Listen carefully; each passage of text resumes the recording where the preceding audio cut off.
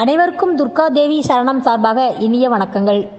வீட்டில் அதிர்ஷ்டத்தை செல்வங்களை அள்ளித்தரும் அற்புத செடி எந்த செடி என்கிறத பற்றி தான் நாம் இப்போ பார்க்க போகிறோம். இப்போ பதிவுக்குள்ளே போகிறதுக்கு முன்னாடி நம்ம சேனலை லைக் பண்ணி சப்ஸ்கிரைப் பண்ணுங்கள் ஃப்ரெண்ட்ஸ்.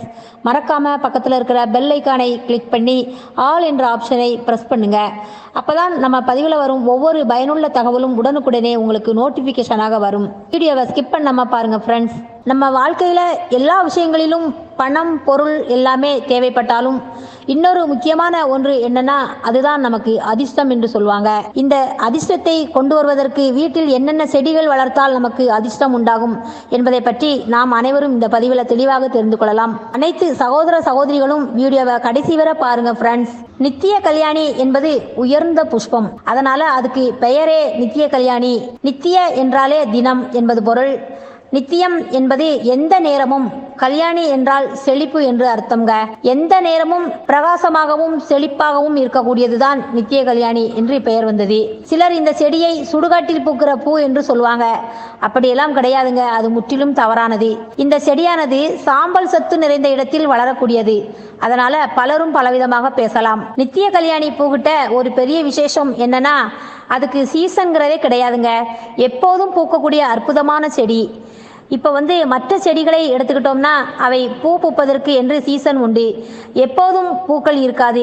வாசமுள்ள மலர்களான மல்லிகை, முல்லை, பிச்சிப்பூ இவை எல்லாமே ஒரு சீசனோட தான் பூக்கள் பூக்கும். இந்த நித்திய கல்யாணியானது எந்த நாட்களும் பூக்கள் பூக்கக்கூடிய அற்புதமான செடியாக உள்ளது என்று நாம் அனைவருக்கும் தெரிஞ்ச விஷயம்தான். இப்படி எப்போதும் பூ பூக்கும் தன்மையுடையது.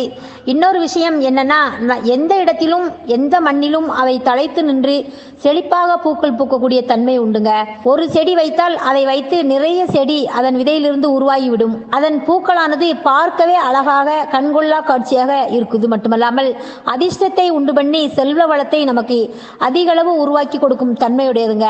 நித்திய கல்யாணி செடிக்கு மற்ற செடிகள் மாதிரி தண்ணீர் தினமும் பாய்ச்சணும் என்ற அவசியம் கிடையாது சகோதரிகளே. அதனோட ரகமானது சிறிய செடிகளாக இருக்கும் போதே பூக்கள் பூக்க ஆரம்பித்து விடும்.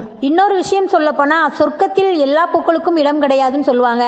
ஆனால் நித்திய கல்யாணிக்கு பூ மட்டும் சொர்க்கத்தில் இடம் இருப்பதாக சொல்லப்பட்டிருக்கு.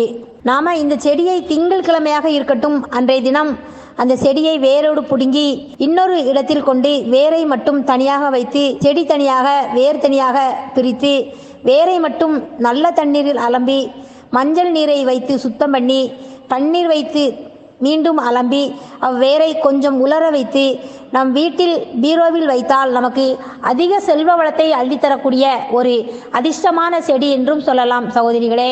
அப்படிப்பட்ட அதிர்ஷ்டமான செடியின் வேரை நீங்களும் உங்களது வீட்டில் பீரோவில் வைத்து செல்வ வளத்தை பெருக்கிக் கொள்ளுங்கள் சகோதரிகளே. வளம் பெற்று நலமுடன் வாழ்க சகோதரிகளே. மீண்டும் அடுத்த பதிவுடன் சந்திக்கும் வரை உங்கள் சகோதரியான துர்கா தேவி சரணம்.